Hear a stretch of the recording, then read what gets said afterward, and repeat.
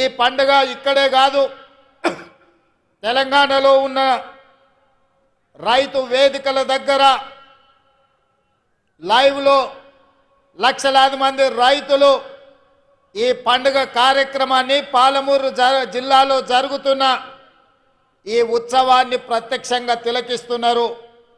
ఈ అన్ని ఏర్పాట్లు చేసిన తెలంగాణ చీఫ్ సెక్రటరీ గారు, వ్యవసాయ శాఖ అధికారులు, వివిధ రైతు వేదికలల్లో ఈ కార్యక్రమాన్ని నిర్వహిస్తున్న అధికారుల అందరికీ కూడా మనస్ఫూర్తిగా అభినందనలు తెలియజేస్తున్నా. మిత్రులారా, నవంబర్ 30, 2023కు ఈ దేశ రాజకీయాలలోనే ఒక గొప్ప ప్రాధాన్యత ఉన్నది. ఈ సందర్భంగా తెలంగాణ 4 కోట్ల ప్రజలకు నేను గుర్తు చేయదలుచుకున్నా. పోయిన సంవత్సరం నవంబరు 30 తారీఖు 2023 నాడు ఈ రాష్ట్రంలో ఉన్న దాదాపుగా 35,000 పోలింగ్ బూతులలో లక్షలాది మంది బారులు తీరి చీమల దండై దొరల గడీలను కుప్పగూల్చి ప్రజా ప్రభుత్వాన్ని తేవడానికి పోలింగ్ బూతుల్లో 92 లక్షల ఓట్లు కాంగ్రెస్ పార్టీకి, సోనియమ్మ నాయకత్వానికి అండగా నిలబడి ఇవాళకి సరిగ్గా సంవత్సరం పూర్తి చేసుకున్నాం. మనస్ఫూర్తిగా మీకు అందరికీ ధన్యవాదాలు తెలియజేస్తున్నా. మీరందరూ పెద్ద ఎత్తున చప్పట్లతో మొదటి సంవత్సరం పూర్తి చేసుకున్న ఉత్సవాన్ని ఈ ప్రపంచానికి తెలియజేయాల్సిందిగా మీ అందరికీ విజ్ఞప్తి చేస్తున్నా.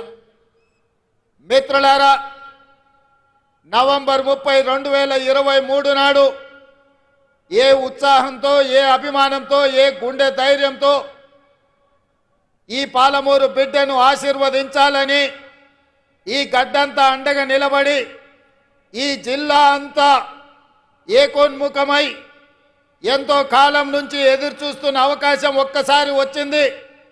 దీన్ని జార విడుచుకోవద్దని మీరు అండగా నిలబడ్డ రోజు ఇవాళ. ఈ సందర్భంగా మీ ఎదురుగా నేను చెప్పదలుచుకున్నా, పాలమూరు జిల్లా నల్లమల అటవీ ప్రాంతంలో ఒక మారుమూల గ్రామం కొండారెడ్డిపల్లి అనే ఒక చిన్న గ్రామం నుంచి ఒక రైతు బిడ్డగా బయలుదేరిన నేను ఈ జిల్లా కష్టాలను చూసిన, ఈ జిల్లా కన్నీళ్లను చూసిన, ఈ జిల్లా నుంచే పారుతున్న కృష్ణమ్మ గలగలలు చూసిన, కన్న బిడ్డల్ని తల్లిదండ్రుల దగ్గర గుడిసెల దగ్గర వదిలి వలసబోతున్న పాలమూరు బిడ్డల్ని గుంపు మేస్త్రీలు భార్య భర్తల్ని మేటీలుగా పెట్టుకొని తీసుకెళ్లి బొంబాయికి వలస తీసుకుపోతుంటే 6 నెలల పసిబిడ్డల్ని కూడా తల్లిదండ్రుల దగ్గర వదిలేసి జంటలుగా వలసలు పోతున్న వాళ్ళ కన్నీళ్ళని నేను కళ్ళతో చూసిన.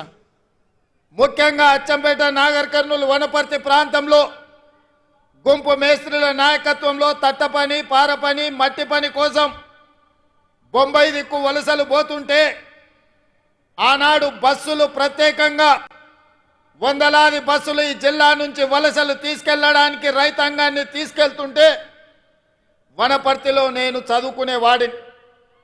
ఆ రోజు నేను అనుకున్నా, ఏదైనా ఒకరోజు మనకు రాకపోతుందా, ఎల్లకాలం ఎప్పుడు ఇట్లనే ఉంటుందా, ఒకరోజు మనకు వస్తుంది.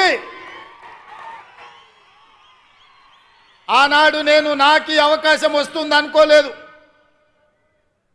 మన పాలమూరు బిడ్డకు ఒకరోజు అవకాశం వస్తుంది. ఆ అవకాశాన్ని అందిపుచ్చుకొని ఈ జిల్లా వలసలను నిలువరించి ఈ జిల్లా బిడ్డల్ని సొంత ఊర్లో సొంత వ్యవసాయం, సొంత కుటుంబానికి దగ్గరగా ఉండి ఈ జిల్లాను ఆదుకోకపోతారా అని నేను ఎదురు చూసిన. సరిగ్గా 70 సంవత్సరాల తర్వాత ఆనాడు ఉమ్మడి హైదరాబాదు రాష్ట్రం మొట్టమొదటి ముఖ్యమంత్రిగా ఈ జిల్లా బిడ్డ బూర్గుల రామకృష్ణారావు ముఖ్యమంత్రి అయితే 70 సంవత్సరాల తర్వాత మీ బిడ్డ కొండారెడ్డిపల్లి నుంచి బయలుదేరిన ఒక రైతు బిడ్డ మీ అభిమానంతో ఈ తెలంగాణ రాష్ట్రానికి మళ్ళీ నాయకత్వం వచ్చే అవకాశం వచ్చింది. నా జన్మ ధన్యమైందని చెప్పి నేను ఈ సందర్భంగా తెలియజేస్తున్న మిత్రులారా, ఈ అవకాశం ఆషామాషిగా వచ్చింది కాదు. ఈ వచ్చిన అవకాశాన్ని అల్లరి చిల్లర పనుల కోసమో, అనవసరమైన ఖర్చుల కోసమో, ఆర్భాటపు ఏషాలు వేయడానికో కాదు. ఇది ఒక బాధ్యత. ఈ బాధ్యతను జవాబుదారీతనంతో నిర్వహించాల్సిన బాధ్యత నా మీద ఉన్నది. వేదిక మీద నా వయసంత అనుభవం ఉన్న కేశవరావు గారు ఉన్నారు. ఎంతో అనుభవజ్ఞులైన ఉత్తమ్ కుమార్ రెడ్డి గారు, తుమ్మల నాగేశ్వరరావు గారు, జూపల్లి కృష్ణారావు గారు, దామోదర్ రాజ్ నరసింహ గారు చాలా సుదీర్ఘకాలం మంత్రులుగా వివిధ హోదాలు చేసిన వాళ్ళు ఉన్నా వాళ్ళందరూ పెద్ద మనసు చేసుకొని ఆనాడు ఎన్నికల్లోనే తోడుగా కాదు, ఈనాడు కూడా అండగా ఉన్న పొంగులేటి శ్రీనివాసరెడ్డి గారు ఈ వేదిక మీద ఉన్నారు. వాళ్ళందరూ కూడా వయసులో చిన్నవాణ్ణి అయినా మీ అందరి ఆశీర్వాదం ఉండబట్టి పాలమూరు జిల్లాకు అవకాశాలు ఇవ్వాలని ఇవాళ తెలంగాణ రాష్ట్రానికి పెద్ద బాధ్యత అయిన ముఖ్యమంత్రి కూర్చే పాలమూరు బిడ్డలకు ఇచ్చిండ్రు. మనమందరం వారికి మనస్ఫూర్తిగా ధన్యవాదాలు తెలియజేయాల్సిన అవసరం ఉన్నది.